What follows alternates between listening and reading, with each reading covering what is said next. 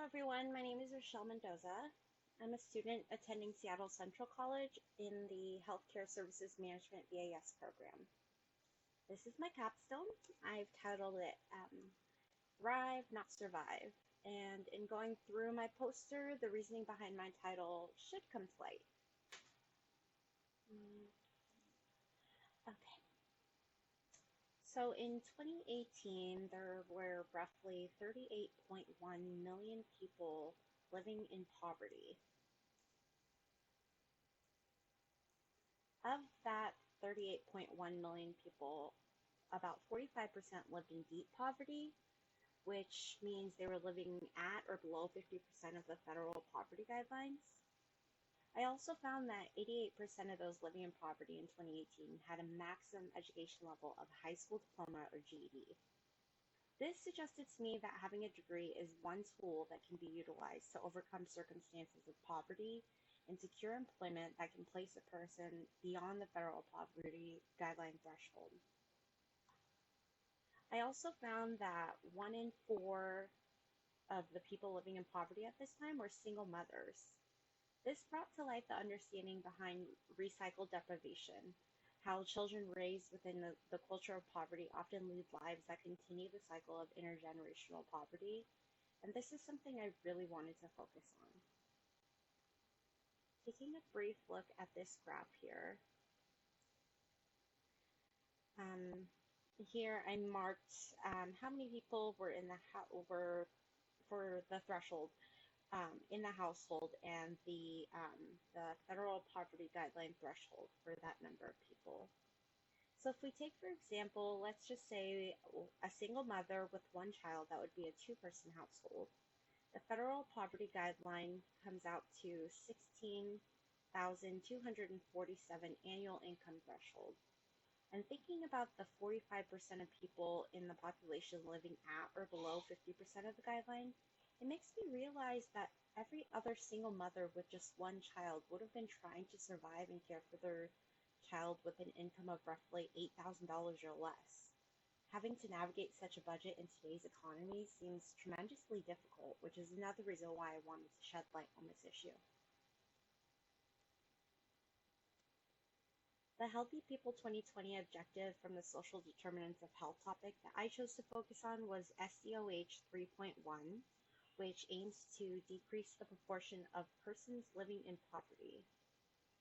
After completing my introduction chapter, I decided to shift the focus of my capstone project to focus on improvements in social support measures for single mothers who are enrolled in higher education programs, as I believe increased social support can help to influence greater chances of degree completion. On to my literature review. So it is a common stigma surrounding people living in poverty, where many people within the society tend to put the blame on the individual themselves. A common argument is that poverty is a matter of personal responsibility. However, these arguments neglect to consider the impact of structural violence as well as innumerable factors that often hinder even the most motivated and hardworking person from achieving long-term success, leaving them in continuous cycles of defeat. Poverty impacts people in categories of race and ethnicity differently than others. This graph shown here is from 2018 US data. Race and racism, prejudice, marginalization, cultural differences, the list could go on. Minority populations already face a myriad of barriers to their success in overcoming poverty. Research has shown that educational advancements generate vast opportunities for higher wage employment, leading to longer-term economic stability, and can lead to an upward trajectory of social mobility through means of material growth. Parents who can successfully complete their degrees and secure higher wage employment can find stability and alleviate the risk of intergenerational poverty among their lineage. One study revealed that 1 out of 4 undergraduate students are parents, with a great majority of those parents living in poverty. Additionally, 70% are single mothers. Women also experience forms of prejudice and marginalization based on gender roles that society prescribes for women in the U.S., and structural violence acts as an additional barrier, causing unequal access to social determinants of health, and this increases the prevalence of interpersonal and gender forms of violence. Interpersonal and gender forms of violence can show up in the form of sexual or physical assaults against women, which can happen from family members, intimate partners, acquaintances, and even strangers. Adding assault to injury, raising a child as a single parent is no simple task of its own. Financial difference can make a great impact on the quality of life, and many studies have shown that single mothers lack the social support networks that they need to thrive in terms of making life-impacting change towards long-term success. There's such a long list of challenges and factors that act as barriers for such mothers.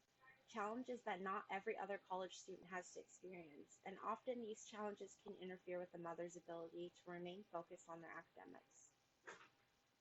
A Washington DSHS Department of Social and Health Services study was conducted, and it began in 2009, which focused on clients who received cash benefits through their government-funded Public Assistance TANF program, or also known as the Temporary Assistance for Needy Families program. 28% of the subjects, or 5,980 of them, were co-enrolled in the Work First program and chose the education and training route at the beginning of the study.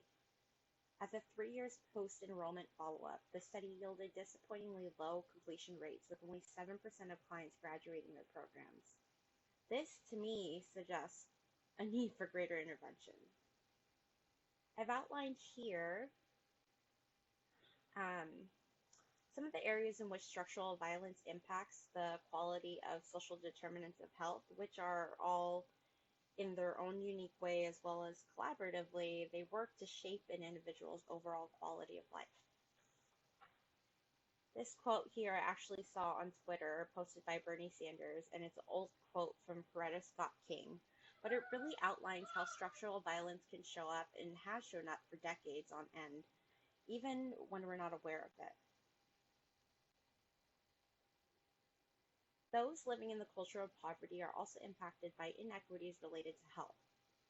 It has been well documented in scientific literature that people in poverty tend to be impacted with multi-morbid physical health issues. Studies also reveal that those living in poverty have much lower rates of healthcare utilization.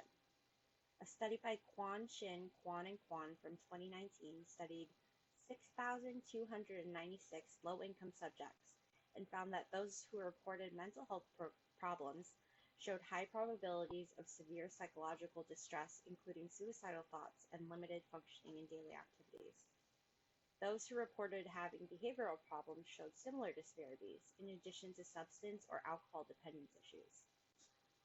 And quite frankly, people living in poverty experience inequities in relation to health and health outcomes pretty severely.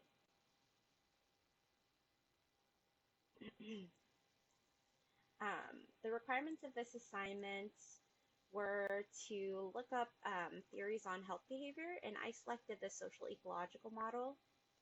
And the social ecological model conceptualizes intrapersonal, interpersonal, organizational, community, and institutional or public policy factors as constructs that work both separately and together to shape individual behavior.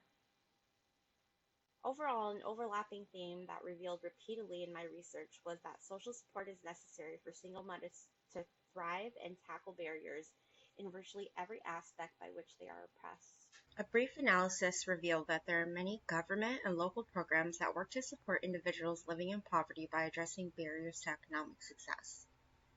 Most programs fill the gap in need through various financial resources. All measures of support act to move individuals into the direction of self-sufficiency, economic stability, and an upward trajectory of social mobility. Work First, I described previously in my literature review. They partner with DSHS and the State Board of Community and Technical Colleges when TANF recipients choose the education or job training pathway. There's also this place called Goodwin Connections. They're a nonprofit. It's another resource I found. They work with low-income parents to help fund childcare expenses while parents are attending their higher education programs. Washington Women in Need is also another program. They have a sub-program called Pathways to Success, which is for low-income women. Applicants fill out a lengthy application, and if you're selected, those who are selected receive a grant, which is paid directly to a coaching or counseling service, and they work one-on-one with the individual to create and follow a personalized plan to achieve economic stability. Some of the topics we went over in this section in my analysis chapter was health behavior theory, culture and style, cultural responsiveness, mission and goals. Overall, the organizations all work in ways that support the target population in achieving their academic goals by some means of financial assistance. What was revealed to me was that there is room for improvement through cultural competency training in order for staff working within agencies to have a more realistic understanding of what these mothers face in their everyday lives, and forming relationships that act as social support networks to help mothers thrive in their efforts towards economic stability. My proposed intervention to decreasing the number of persons living in poverty are cultural competency training. The first step is the poverty simulation. Poverty is often portrayed as a standalone issue, and a simulation like this, this is actually made from the Missouri Community Action Network. This allows for staff alongside clients to walk a month in the shoes of a person who is living in poverty and realize just how complex and interconnected issues that they face can be. The simulation allows for staff to take on roles of up to 26 families, taking on roles where the circumstances are explained in little cards. The staff is then tasked to provide food, shelter, and other necessities by accessing various resources during the course of 4 15-minute sessions, which are referred to in this simulation as weeks. Each staff member gets an ID and a certain amount of money and can work with other families in this simulation, other families, and kind of just use their thinking to try to find solutions. About 20 clients get to take on the role of community resource providers, allowing them to bring their poverty perceptions to the table. One example of a situation a staff may encounter is being a single parent with limited resources who has to find a way to work and childcare for their child, but they have no transportation and limited funds. But there are many other examples of different kinds of families that you can encounter in this simulation. I believe that this exercise allows for staff to truly see how complex the issues are from a client's perspective and help them understand the difficulty in navigating resources. While there are many resources out in the community, accessing them is not always the easiest task. My hope is that through this simulation, staff will gain greater understanding as well as shift to become somewhat of a mediator between resources and the services that their organization offers, which will allow for clients to feel even more supported. Sometimes clients are given packets of paper with resources and told to just call them around, but they can run into some significant challenges. I believe that if staff understood those challenges, they would be more adept to taking the time to act as a mediator for their client and outside sources, giving the client a sense of companionship and true support. Step 2 is a multicultural competency training in wellness. It's online and interactive, and this step will only be utilized if during the post-survey, staff feel that they have not grasped the extent of the material set out in the benchmarks by the agency. Some people learn differently. Some enjoy hands-on training, some like online interactive training, so this adds a second measure to success. Moving on to health behavior theory. Again, the model I've chosen is the social ecological model. I decided to break it out from the larger scale down to the smaller scale rather than the other way. I showed it from here going up, and this time I went from here going down. So for public policy, if we can get buy-in from politicians to focus on person-centered care that focuses on non-financial forms of support, such as social support, it could help to shift societal and cultural norms from negative ideology more to one that encompasses and highlights on the benefits of support. Education and research could shift focus on social support to outline the greater benefits as well. In the community context, greater availability of resources and marketing across organizations regarding the importance of social support can truly make impact on change. My interventions would come to surface at the organizational level. These interventions should be followed up with guidance from leadership who promote improved relationship building culture within their agencies. I believe there should also be some structured continuing education models investigated for. At the interpersonal level, this is truly where the purpose of the cultural competency simulation and course will come into play. These build upon an ability to understand complicated circumstances and form partnerships with their clients, offering all forms and methods of social support, creating a sense of mentorship and companionship. At the intrapersonal level, the clients feel more cared for, understood, and supported. Their motivation increases just as well as their confidence, all things that contribute to higher success in completing their higher education degrees. In my literature review, I briefly discussed structural violence and inequities in relation to health and health outcomes that impact those living in poverty. The proposed intervention could aid in reducing the prevalence of structural violence as the social support helps individuals facing hardships to navigate inequities and influence greater long-term success to economic stability. Economic stability is a means for higher placement on the social ladder, which improves quality access to social determinants of health. So we see things like housing, neighborhood and built environment, food security, healthcare, education, employment, legal protection, among many other things, all improving simultaneously. Lower quality of these determinants of health are greatly impacted by structures and institutions within our society. So this is one way out. It can also reduce the incidence of marginalization and prejudice, as well as discrimination and racism. It can help to eliminate the chances of physical and direct violence and even lower the rates of sexual violence. Improvements to determinants of health can aid in reduction of behavior problems in the children of these mothers, which can decrease overall participation in criminal activity. Increased access to quality healthcare and health insurance can help to increase utilization as well as improve mental and physical health outcomes for mothers and their children. This intervention is viable, and it can be done with a small pilot group with policies in place in alignment with the mentor program in order to ensure its relevancy. There will be benchmarking, enhancements, as well as an auditing program. Monitoring of the program is also highly important and will be done to ensure program success.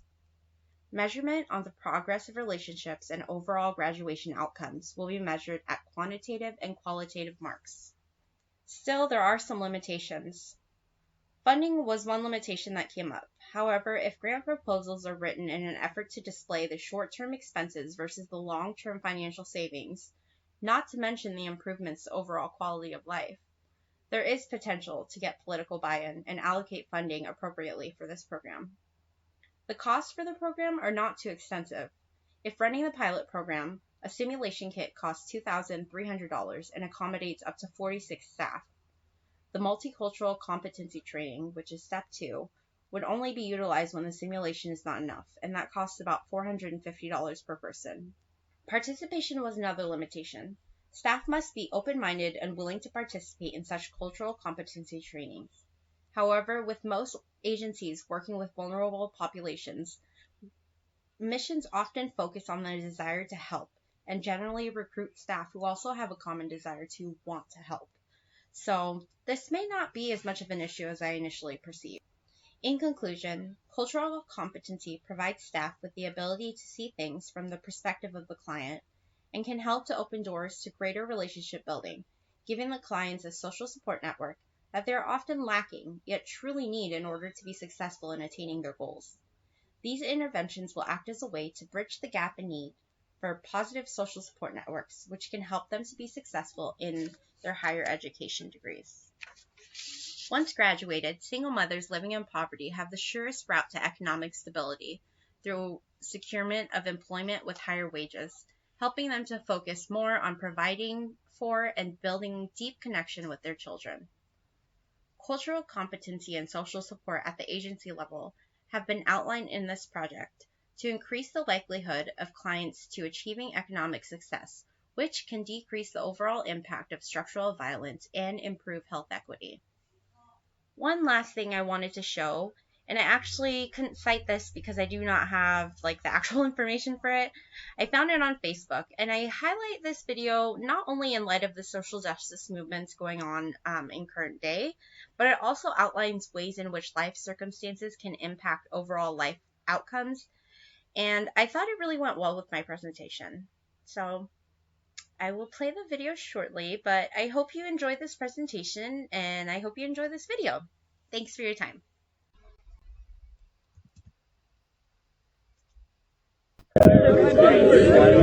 Shoulder to shoulder, take off your backpacks. Basketball, line up, we're about to race. Hey, we are racing for a $100 bill. The winner of this race will take this.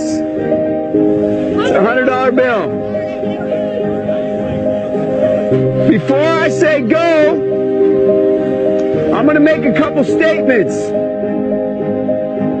If those statements apply to you, I want you to take 2 steps forward. If those statements don't apply to you, I want you to stay right where you're at.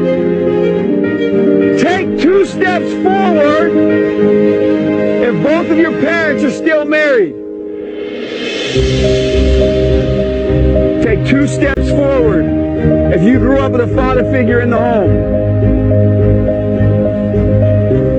Take 2 steps forward if you had access to a private education. Take 2 steps forward if you had access to a free tutor growing up. Take 2 steps forward if you've never had to worry about your cell phone being shut off.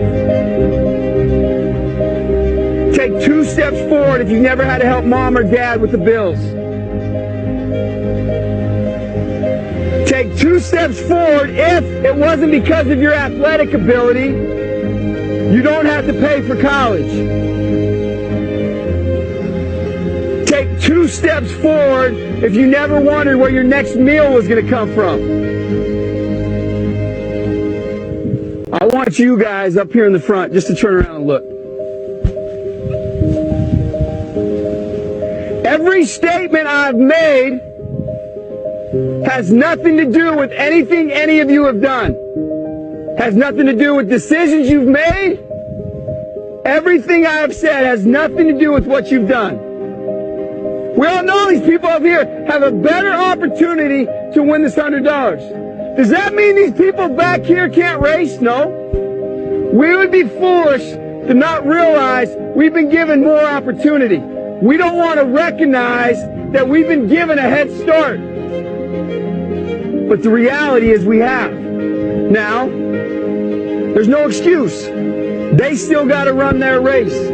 You still got to run your race. But whoever wins this $100, I think it'd be extremely foolish of you not to utilize that and learn more about somebody else's story. Because the reality is, if this was a fair race and everybody was back on that line, I guarantee you some of these black dudes would smoke all of you. And it's only because you have this big of a head start that you're possibly going to win this race called life. That is a picture of life, ladies and gentlemen. Nothing you've done has put you in the lead that you're in right now. When I say go, on your mark, get set, go!